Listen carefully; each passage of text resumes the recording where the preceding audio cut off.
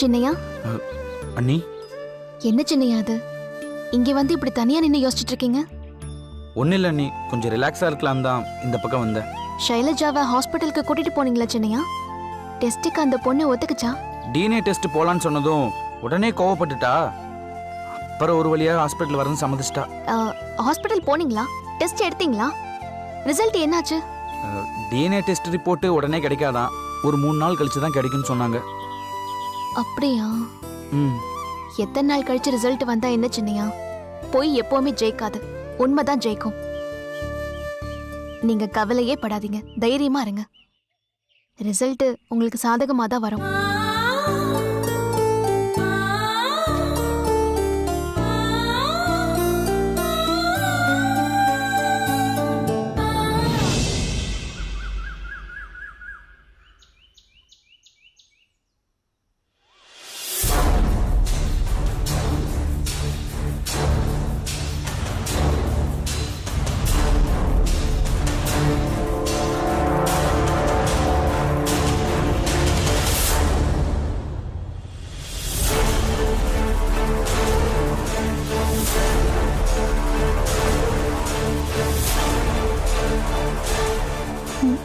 மௌனகுரு ஆயிட்டானா?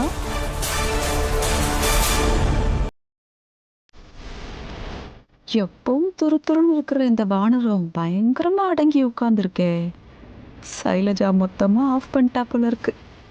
இன்னைக்கு இவன் ஆஃப் ஆயிருக்கிற மாதிரி இந்த மொத்த குடும்பமும் சீக்கிரமே ஆஃப் ஆகணும். அதை பார்த்து நான் சந்தோஷப்படணும்.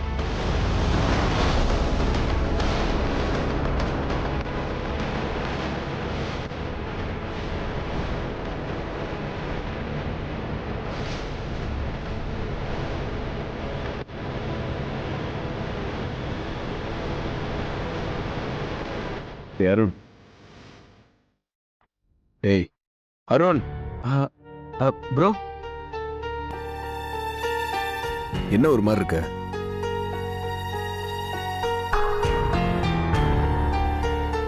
ப்ரோ அப்படியெல்லாம் எதுவும் இல்லை, நான் எப்போ மாதிரி தான் இருக்கேன். இல்லையே, நீ எப்போ இருக்கிற மாதிரி இல்லையே. ஆஃபீஸில் எதுனா பிரச்சனையா? என்னன்னு சொல்லு, ஏன் இப்படி யோசிக்கிற? ப்ரோ ஆஃபீஸ்லாம் எந்த தப்பும் நடக்கல ப்ரோ, என்னை நம்பு ப்ரோ.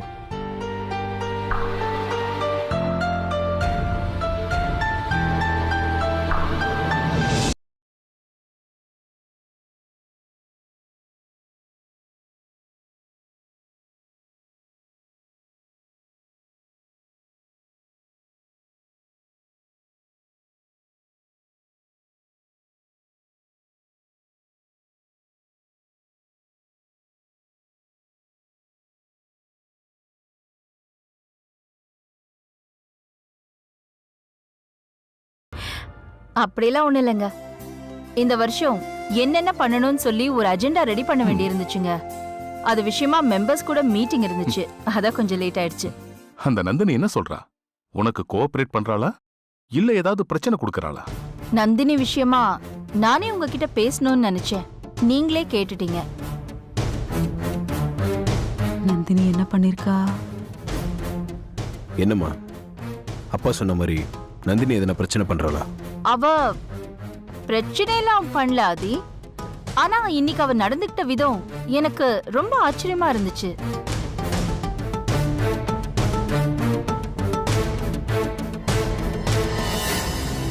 என்ன சொல்ற கிலா? சொல்றேங்க, ஆனா அதுக்கு முன்னாடி உங்க எல்லாருக்கும் ஒரு சந்தோஷமான விஷயம் சொல்றேன். சந்தோஷமான விஷயமா? அப்படி என்ன விஷயம்? இவளுக்கு மட்டும் எத்தனை ஆப்பு வச்சாலும் சந்தோஷமா இருக்காளே. என்ன விஷயம் கிலா? நான் பிளானிங் கமிஷன் மெம்பர் ஆக போறேன்.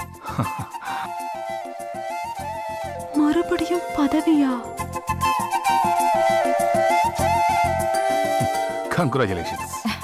Very good. தேங்க்யூ தேங்க்யூ கங்க்ராட்ஸ்மா. தேங்க்யூ ஆதி. வாழ்த்து சொல்ல ஆரம்பிச்சிட்டாங்க. இவளுக்கு மட்டும் எதுக்கு இத்தனை பதவி தேடி வருதோ தெரியல. பிளானிங் கமிஷன் சொன்னீங்களே, அது ஸ்டேட்டா இல்ல சென்ட்ரலா? இது வேறயா? சென்ட்ரல் தான். ம்.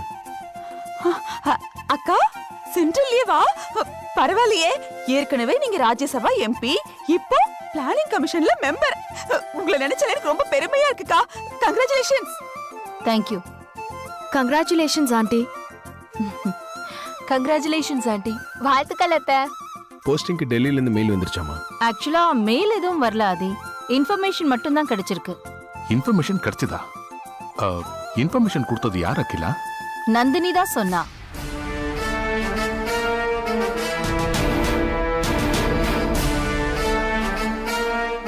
என்னது? நந்தினி இன்ஃபர்மேஷன் சொன்னாலா?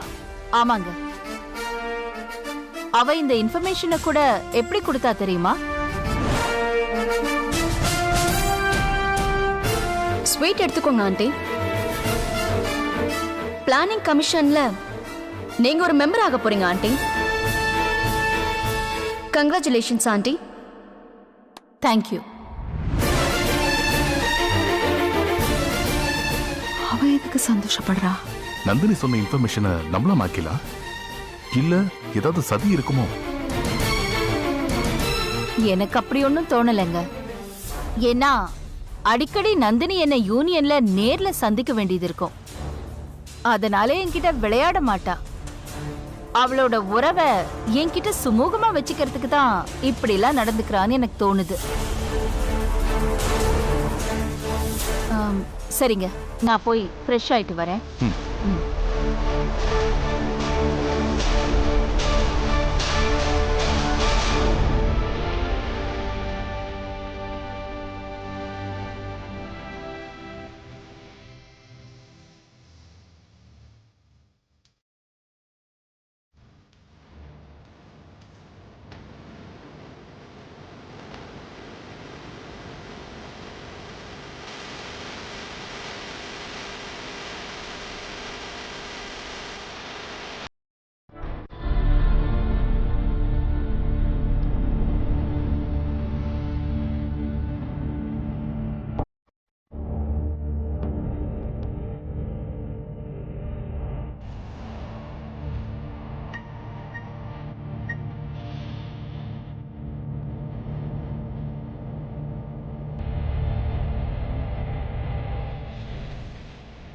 எனக்கு வேற ஒரு கால் வருது.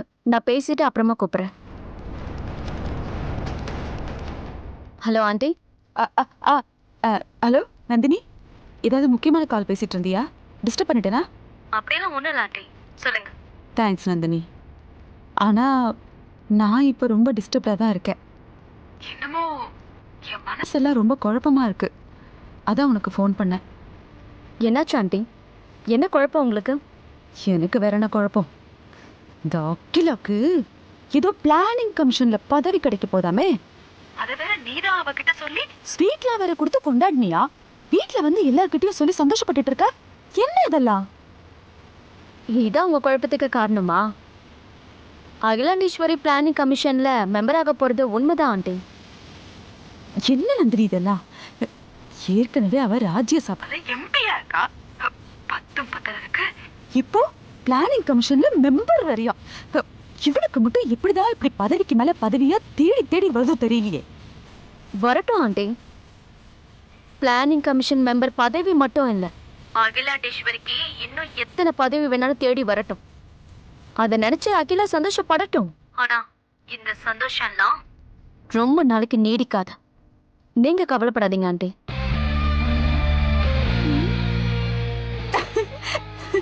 நந்தினி என்ன சொல்ற? அகிலா பிளானிங் கமிஷன் மெம்பரா பதவி ஏற்க போற அந்த நாள்ல அகிலா சந்தோஷமா கம்பீரமா தலை நிமிர்ந்து நிக்க முடியாது. அகிலாவோட வீடே கலவர பூமியா மாறப்போகுது. இப்ப கவலைப்படுற நீங்க அப்போ நிச்சயம் சந்தோஷப்படுவீங்க. பரவாயில்ல நந்தினி, நீ சொல்றதெல்லாம் கேட்கும்போது அகிலா பதவி ஏத்துக்கிற அன்னைக்கு ஏதோ ஒரு மாஸ்டர் பிளான் வச்சிருக்க போல இருக்கே. ஆமா ஆண்டி, அது என்ன பிளான் இப்போ நீங்க என்கிட்ட கேட்காதீங்க. அகிலா பதவி இருக்கிற நாள்ல நீங்க பார்த்து தெரிஞ்சுக்கோங்க.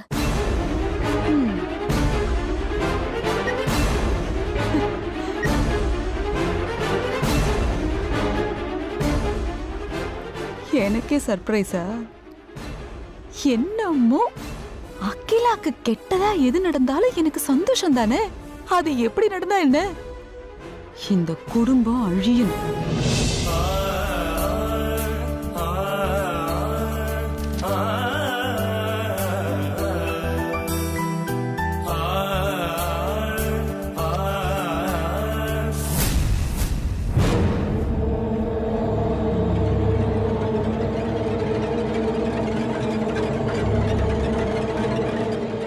Good morning aunty.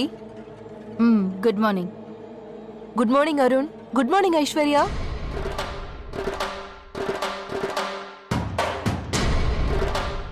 Good morning. ஏன் அருண், உனக்கும் சைலஜாக்கும் ஏதாவது பிரச்சனையா? அவ இங்க தங்குறதுல உனக்கு விருப்பம் இல்லையா?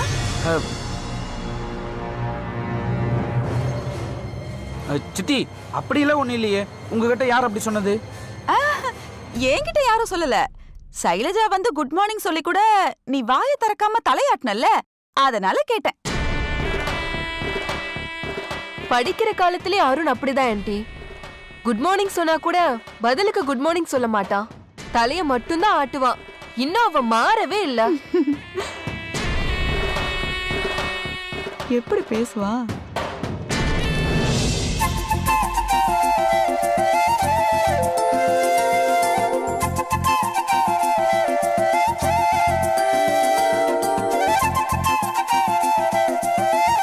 ஓகே ஷோர், நான் அருண் அனுப்பிச்சு வச்சிடுறேன். நீங்கள் அவன் கூட இருந்த எல்லாத்தையும் பார்த்துக்கோங்க.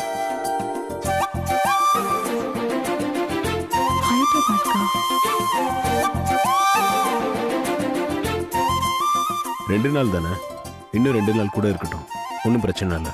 எனக்கு ஒர்க் ரொம்ப முக்கியம். நான் சொன்ன டேட்குள்ளே எப்படியாவது முடிச்சிருங்க. என்ன ஆதி, யார் போன்ல? ஹைதராபாத்லேருந்து ராவ் பேசினாருமா. வரஹல் ராவா பேசினாரு? ஆமாம்மா. ராவ் என்ன சொன்னார் ஆதி? நீ போன்ல பேசிக்கிட்டு இருக்கும்போதே ஒர்க்கை பத்தி ஏதோ சொல்லிக்கிட்டு இருந்த. நம்ம கன்ஸ்ட்ரக்ஷன்ல ஏதாவது பிரச்சனையா? பிரச்சனைலாம் ஒன்றும் இல்லைப்பா. நம்ம ஒர்க்கர்ஸ் கொஞ்சம் லேசியாக வேலை செய்கிறாங்க. நான் போய் சைட்டை 2 நாள் விசிட் பண்ணா ஒர்க் கொஞ்சம் ஃபாஸ்ட்டாக நடக்கும்னு ஃபீல் பண்ணுறாங்க. அவர் ஃபீல் பண்றது கரெக்ட் தான் ஆதி. நீ போயிட்டு வந்துரு.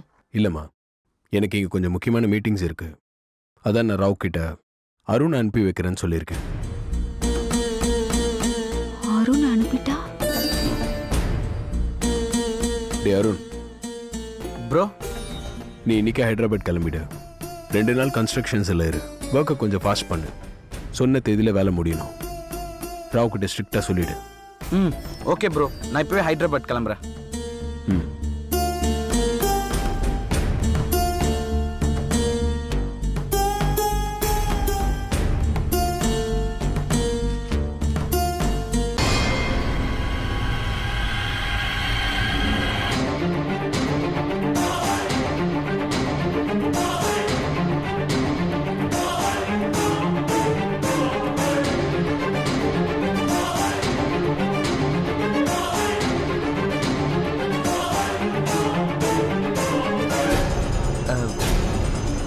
ப்ரோ சாரி ப்ரோ, என்னால் ஹைதராபாத் போக முடியாது.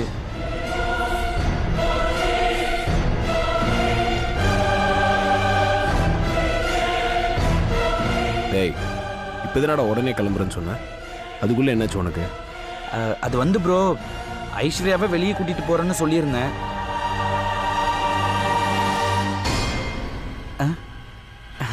நான் இன்னும் கிட்ட சொல்லலை ஐஸு. நாளைக்கு வெளியே கூட்டிகிட்டு போய் உனக்கு ஒரு சர்ப்ரைஸ் பண்ணலான்னு என் மனசுக்குள்ளே நானே ஒரு பிளான் போட்டு வச்சுருந்தேன். அதுதான் சர்ப்ரைஸ். ப்ரோ, கல்யாணத்துக்கு அப்புறம் ஐஸ்வர்யாவை எங்கேயுமே வெளியே கூட்டிகிட்டு போனதில்லை. சரி, இதுதான் ஃபர்ஸ்ட் டைம் நாளைக்கு கூட்டிகிட்டு போகலான்னு பிளான் பண்ணியிருந்தேன். ப்ரோ, நீ கேன்சல் பண்ண சொன்னால் நான் பண்ணிடுறேன் ப்ரோ. ஐஸ்வர்யா நான் சமாளிச்சுக்கிறேன். சரி, நீ உன் பிளானை கண்டினியூ பண்ண. ஹைதராபாத்துக்கு நான் வேறு பிளான் பண்ணிக்கிறேன். Thank you bro, thank you so much.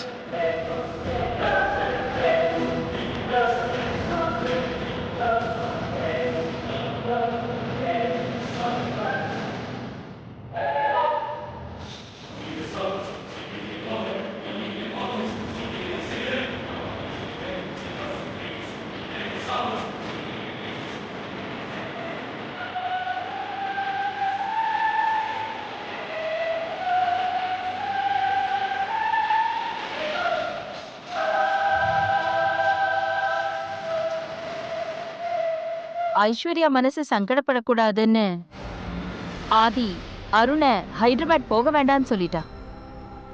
நானும் அப்படித்தான் நினைக்கிறேன் அகிலா.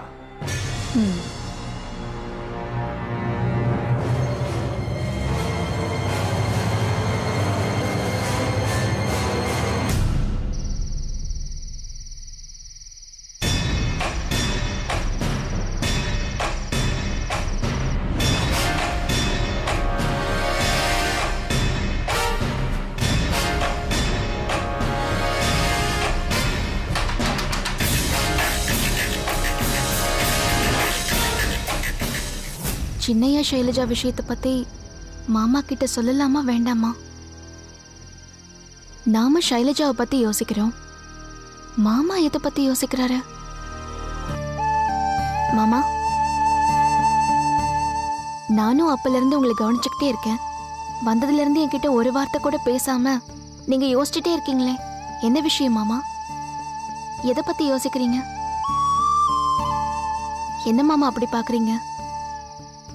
என்கிட்ட உங்களுக்கு சொல்ல விருப்பம் இல்லைன்னா சொல்ல வேண்டாம். என் மனசுல இருக்கிறது உங்ககிட்ட சொல்லாம வேற யார்கிட்ட சொல்ல போறேன்.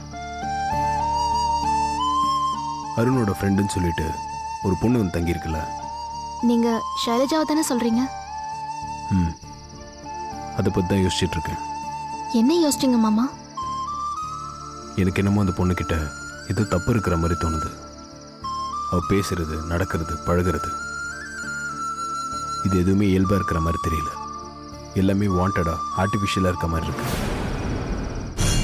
அவளை பார்த்தா ஒரு வாரம் தங்கிட்டு போக வந்த மாதிரிலாம் தெரியல. அவள் வேற எதுக்கும் அவனை தேடி வந்திருக்கா. அருண் அதை என்கிட்ட சொல்லாம மறைக்கிறான். மாமா ஷைலஜாவை பத்தி கரெக்டா சொல்றாரே, இப்பவே மாமா கிட்ட சின்னையா விஷயத்தை பத்தி சொல்லிடலாமா? ஷைலஜா விஷயத்தை பத்தி மாமா கிட்ட சொன்னா மாமா கோவப்பட்டு சின்னையாவை திட்ட ஆரம்பிச்சிருவாரு. மாமா ஏற்கனவே சின்னையாவை திட்டினதுனால்தான் ஐஸ்வர்யா அம்மா பிரச்சனை பண்ணி அது ஒரு முடிவுக்கு வந்தது.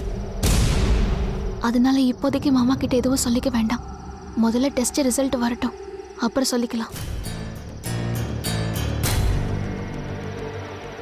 பார்வதி, ஏன் அமைதி ஆயிட்ட?